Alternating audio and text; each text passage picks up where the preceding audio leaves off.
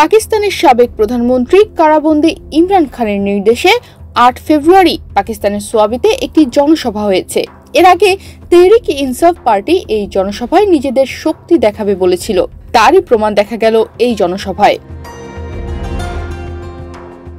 পাকিস্তানে ৮ ফেব্রুয়ারি black day হিসেবে পালিত হয়, যা মূলত ২০২৪ সালের সাধারণ নির্বাচনের বর্ষপূর্তি উপলক্ষে অনুষ্ঠিত হয়। এই দিনে পাকিস্তান তেহরিক ইনসাফ দলের সমর্থকরা দেশব্যাপী সমাবেশ ও বিক্ষোভের আয়োজন করেন, যেখানে তারা নির্বাচনী ফলাফলকে চুরি হওয়ার অভিযোগ তুলে প্রতিবাদ জানান।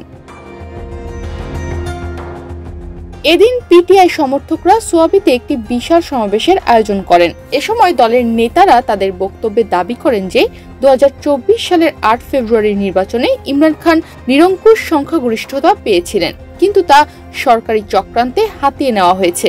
তারা জনগণের ভোটাধিকার ফিরিয়ে দেওয়ার আহ্বান জানান এবং শান্তিপূর্ণ গণতান্ত্রিক সংগ্রাম চালিয়ে যাওয়ার প্রতিশ্রুতি দেন।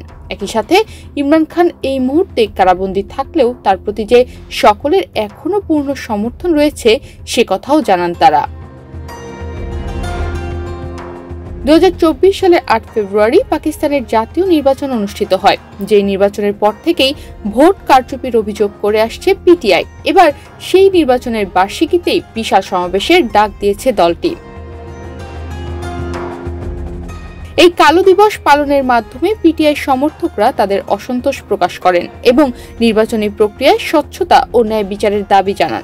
এদিকে ২০২৪ সালের ৩ মার্চ পাকিস্তানের রাজনৈতিক অচলাবস্থা কাটিয়ে পাকিস্তানের ২৪তম প্রধানমন্ত্রী নির্বাচিত হয়েছেন পাকিস্তান মুসলিম লীগ নওয়াজের প্রেসিডেন্ট শাহবাজ শরীফ।